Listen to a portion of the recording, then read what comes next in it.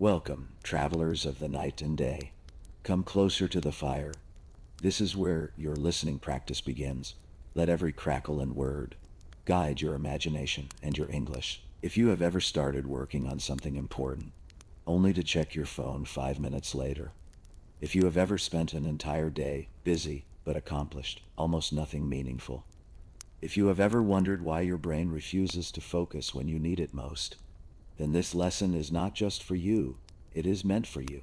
You are about to learn the exact system that can help you work without distractions for 60 to 90 minutes straight, even if you constantly reach for your phone. This is not just another collection of simple tips. This is a deep, powerful method created by Cal Newport, a computer science professor at Georgetown University, who studied how the best minds in the world actually produce their greatest work. And here's the best part. This training also supports your English, because you will hear clear language at the intermediate level, plus precise terms explained through simple images. So you grow your focus skill and your language skill at the same time. So stay with me until the end, because if you truly apply what I am about to show you, you will never work the same way again. Your mind will become sharper, your output will become stronger, and your time will finally belong to you. Let me tell you about Cal Newport first, because understanding the creator helps you trust the system. Newport is not just a productivity expert who writes books. He is a tenured professor at one of the most respected universities in America. He earned his doctorate from the Massachusetts Institute of Technology. He published multiple books that became bestsellers. But what makes him different is this. He built his entire career without using social media. No Facebook, no Twitter, no Instagram. While everyone around him was getting more distracted, he was getting more focused. And that focus allowed him to publish academic papers, write books, teach students, and still finish his workday by 5:30 in the evening. How did he do this? He used a principle he calls deep work. Deep work is professional activity, performed in a state of distraction, free concentration, that pushes your cognitive capabilities to their limit. These efforts create new value, improve your skill, and are hard to replicate. Think about it like this.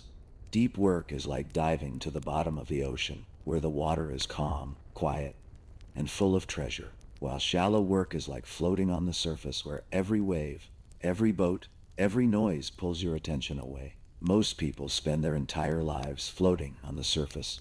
Newport teaches you how to dive deep. Here is a brutal truth. Your brain is being destroyed by distraction, and you might not even realize it. Every time you check your phone, every time you switch from one task to another, every time you glance at a notification, you are training your brain to crave interruption. Scientists call this attention residues. Attention residue is like a stain that stays on your mind after you switch tasks. Let me explain why this happens. Imagine you are writing an important report. You write for 5 minutes, then you check your email. You read a message, maybe reply, then you return to your report. But here is what most people do not know. Your attention does not fully return with you.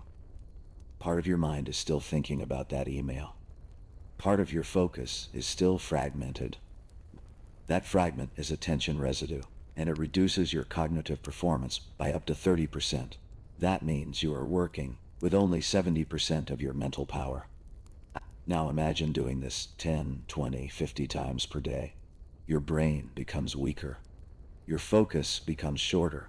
Your ability to think deeply starts to disappear.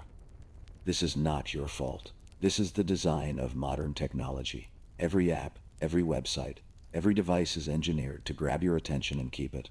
They hire psychologists, behavior experts, engineers who study how to make you addicted. And it works. The average person checks their phone over 150 times per day. That is once every 6 minutes during waking hours. You are not lazy. You are not weak. You are fighting against billion-dollar companies whose entire business model depends on stealing your attention. Now imagine this. You sit down to work on a difficult project. You turn your phone face down. You close all unnecessary tabs on your computer. You set a timer for 60 minutes. You tell yourself, for the next 60 minutes, I will do only one thing. No email, no messages, no browsing, just this one task. You start working, and at first, Your mind resists. It wants to check something. It feels uncomfortable. But you push through. You keep working. 5 minutes pass. 10 minutes pass. Then something shifts. Your mind starts to settle into the task. Ideas begin to flow. You enter what psychologists call a flow state. Flow state is like a river current that carries you forward. You stop fighting. You stop forcing. The work starts to happen naturally. Time disappears. Distractions disappear. And when the timer rings after 60 minutes, you look at what you produced and realize you just accomplished more in 1 hour than you usually do in an entire morning. That is the power of deep work. That is what happens when you protect your attention like it is the most valuable resource you own, because it is. From now on, whenever you want to accomplish something meaningful, remember this. Depth beats speed. Quality. 1 hour of deep focus beats 8 hours of distracted busyness. Because here is what most people never realize. Busyness is not productivity. Being busy makes you feel productive, but it does not actually produce results. Newport proved this through his own life. He publishes more research papers than most of his colleagues. He writes best-selling books. He teaches courses. He spends time with his family. And he never works past 5:30. How? Because he protects his deep work time like a guard protects a treasure. He schedules it. He defends it. He refuses to let shallow tasks invade those sacred hours. And you can do the same.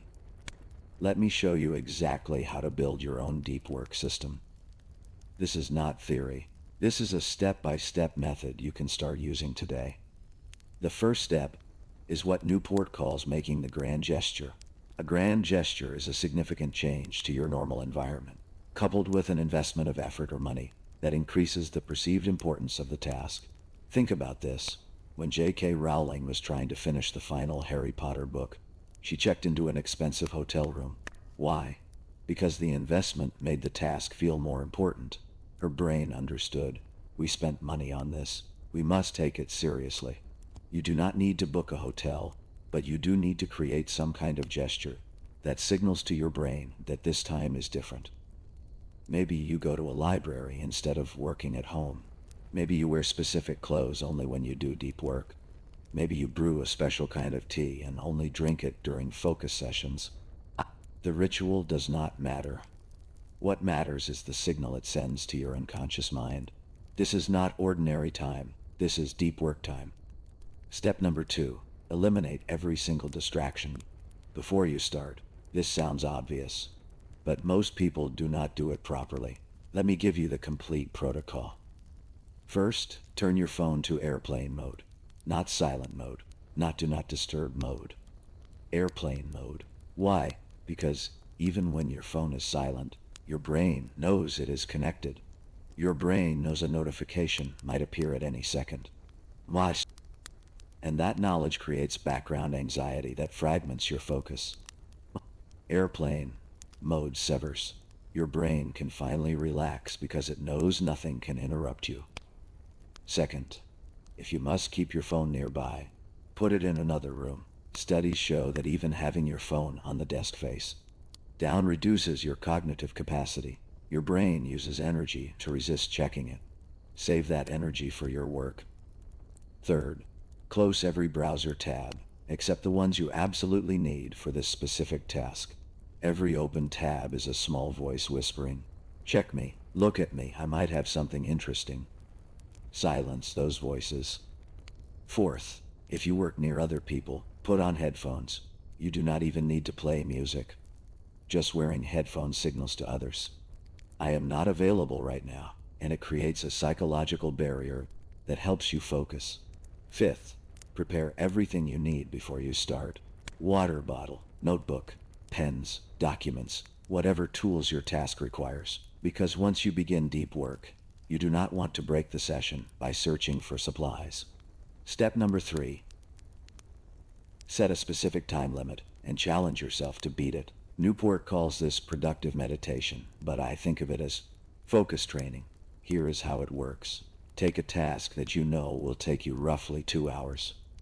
Now ask yourself, can I finish this in 90 minutes if I focus with complete intensity?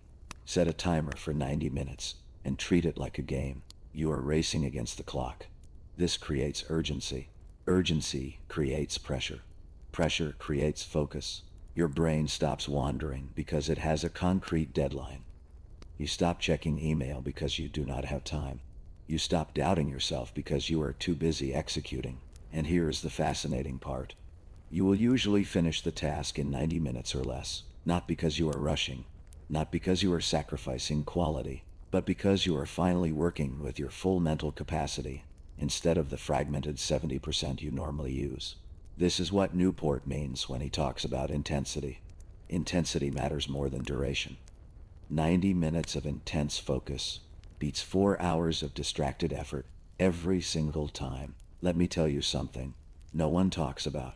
Your brain can only sustain deep work for a limited time each day. Most people can do about 4 hours of genuine deep work before their mental energy depletes. Some highly trained individuals like professional writers or mathematicians can push to 5 or 6 hours, but that is the ceiling. After that, your brain needs rest. And this is actually good news, because it means you do not need to work 12-hour days to be productive. You need to work deeply for 4 hours and protect those 4 hours like they are made of gold. Newport structures his day around this biological reality.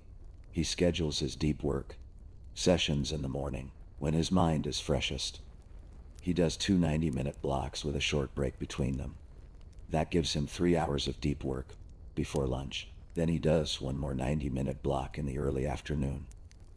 That is 4.5 hours total. The rest of his day is for shallow work, emails, meetings, administrative tasks, things that do not require deep focus. And because he produced so much during his deep work sessions, he can finish his shallow work quickly and end his workday early. This is the secret that memory champions use. This is the secret that best-selling authors use.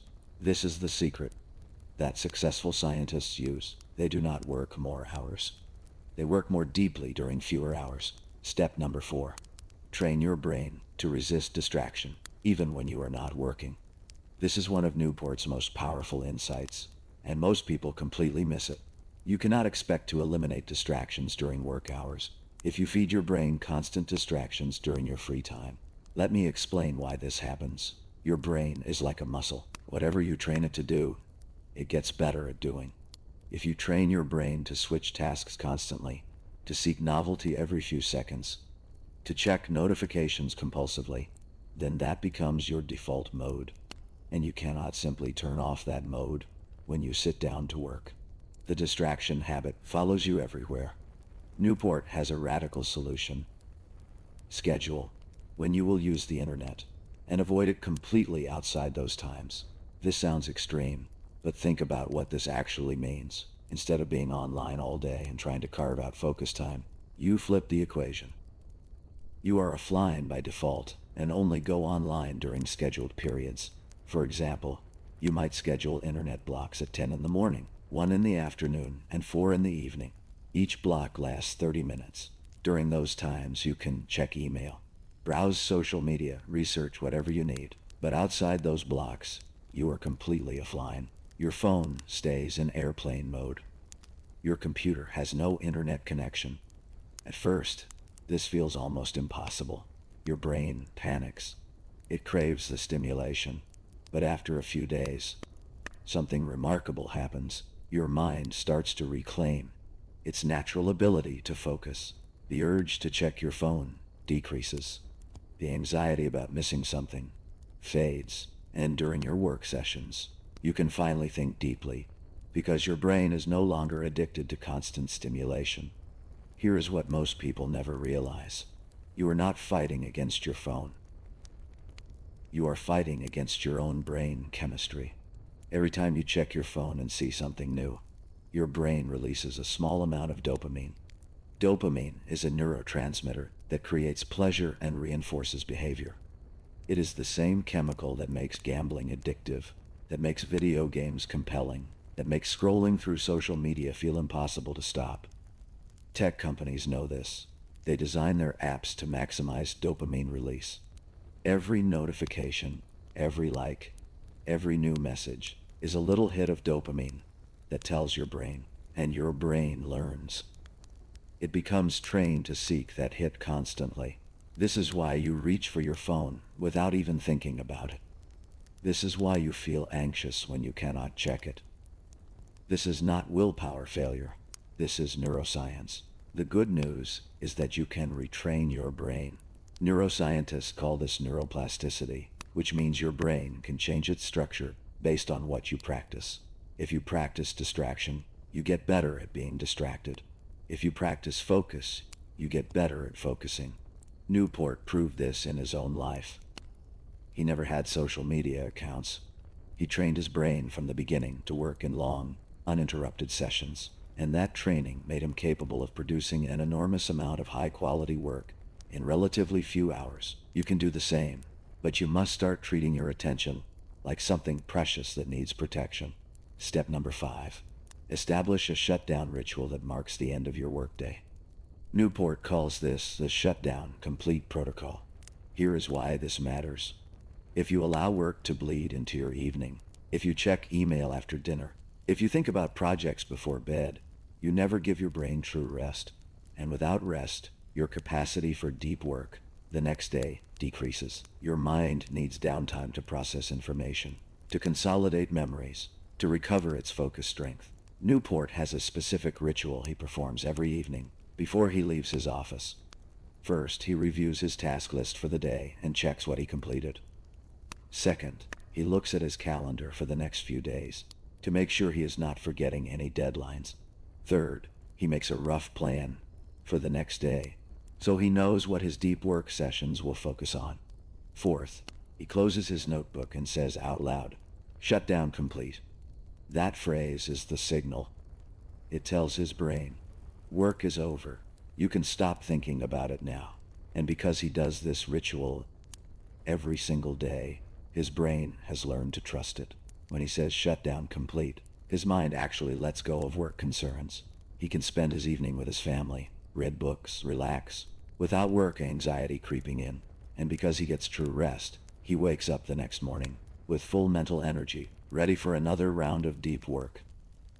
Let me give you a practical example of how this whole system works in real life.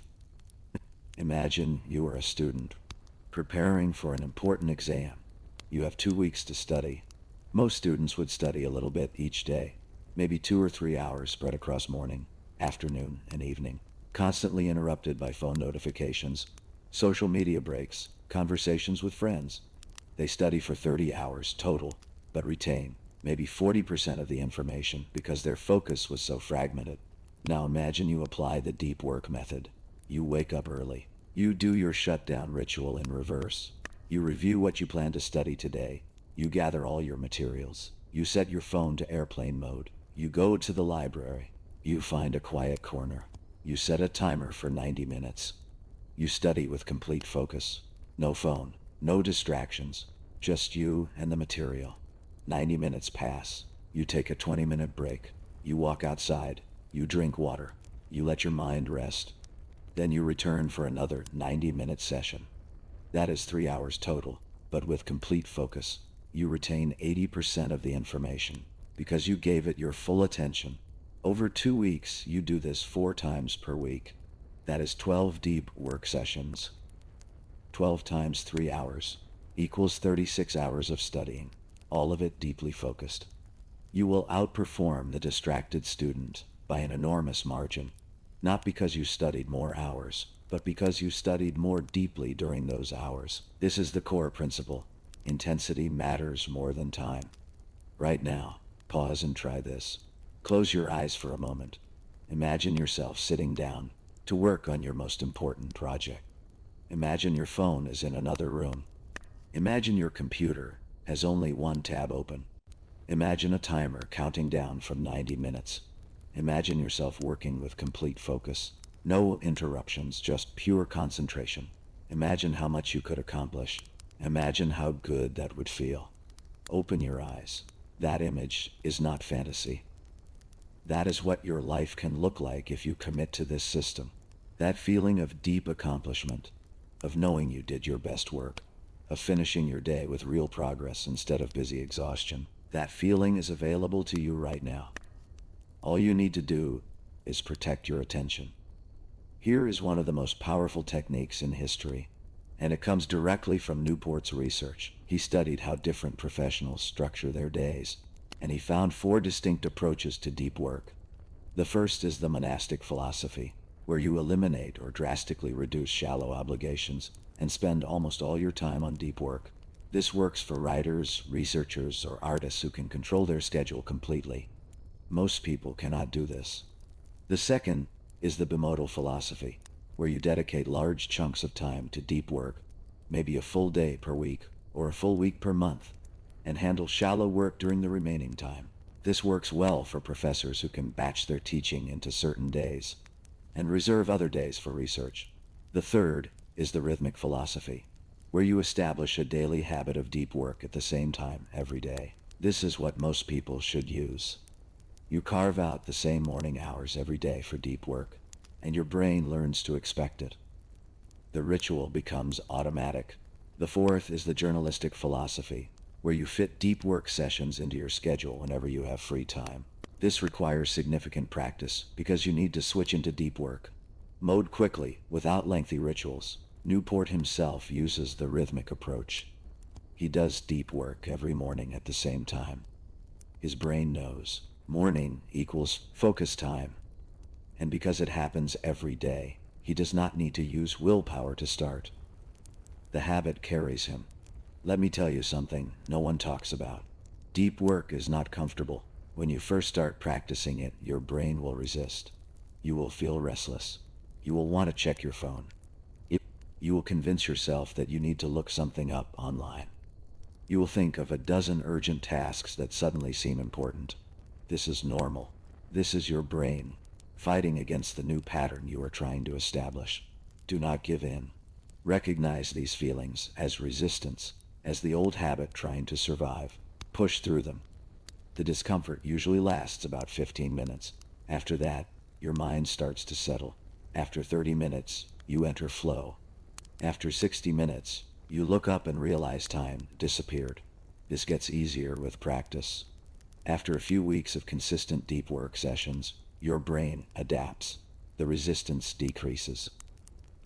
Focus becomes more natural, and eventually, deep work becomes the most satisfying part of your day, because you know you are doing your most valuable work. Step number 6. Measure your deep work hours and treat them like a score you are trying to improve. Newport recommends keeping a simple tally. Every day, write down how many hours you spent in genuine deep work. Not busy work, not shallow tasks, only focused, distraction-free, cognitively demanding work. Be honest with yourself. If you got distracted and checked your phone, that session does not count. If you kept one eye on your email, that does not count. Only pure focus counts. Most people, when they first start tracking, discover they do almost 0 deep work per day, maybe 30 minutes at most. They spend 8 hours at their desk, but only 30 minutes, actually thinking deeply. This realization is shocking but valuable, because once you measure something, you can improve it. Set a goal. Maybe your first goal is to achieve 1 hour of deep work per day. Once you consistently hit that, increase to 90 minutes, then 2 hours. Eventually, you work your way up to 3 or 4 hours. Newport himself aims for 3 to 4 hours of deep work per day. That is his limit. He cannot push beyond that without his quality declining. And that is fine. 4 hours of deep work per day, 5 days per week, is 20 hours per week. 20 hours of your absolute best thinking, your most creative problem solving, your highest value work. That is enough to produce extraordinary results over time. This is how books get written. This is how businesses get built. This is how skills get mastered. Not through endless busy hours, but through consistent deep focus. Let me give you one final technique that ties everything together. Newport calls this productive meditation. Here is how it works. Take a problem you need to solve.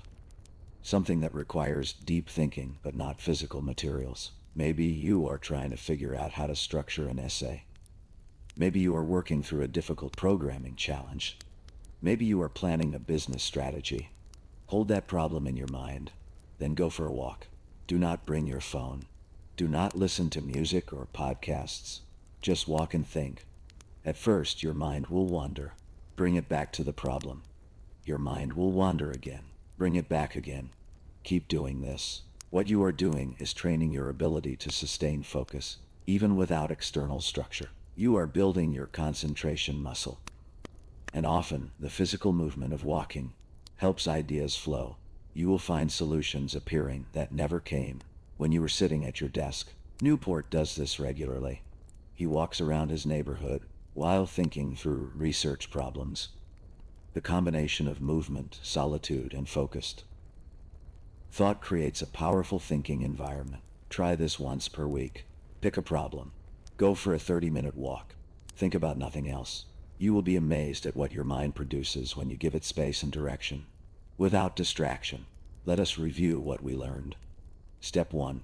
Make the grand gesture by creating a ritual that signals to your brain. This is deep work time. Step 2. Eliminate every distraction before you start by putting your phone in airplane mode, closing unnecessary tabs, and preparing everything you need. Step 3.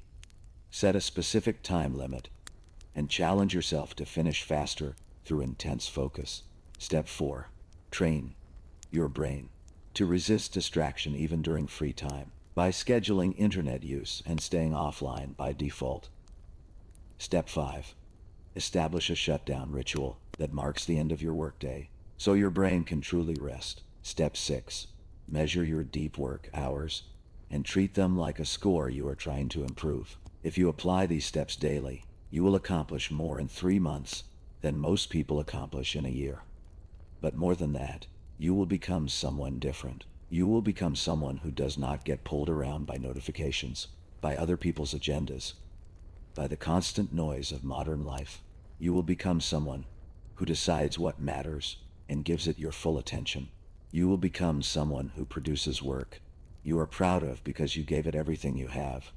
Remember, this lesson was not just about focus. It was also about improving your English through real stories that teach you life lessons. Every sentence helped you hear natural intermediate level language. Every explanation gave you new vocabulary and context. Every metaphor strengthened your understanding. This is how learning works best, through meaningful content that serves two purposes at once. Your focus skill grew, your language skill grew, and they grew together. If this helped you, subscribe right now. We do not just teach skills, we help you become the person who uses those skills to build the life you want. Your mind is sharper than you think. Your attention is more powerful than you know. The fire is burning just right, and now you have the tools to focus its heat exactly where you need it. Go build something extraordinary.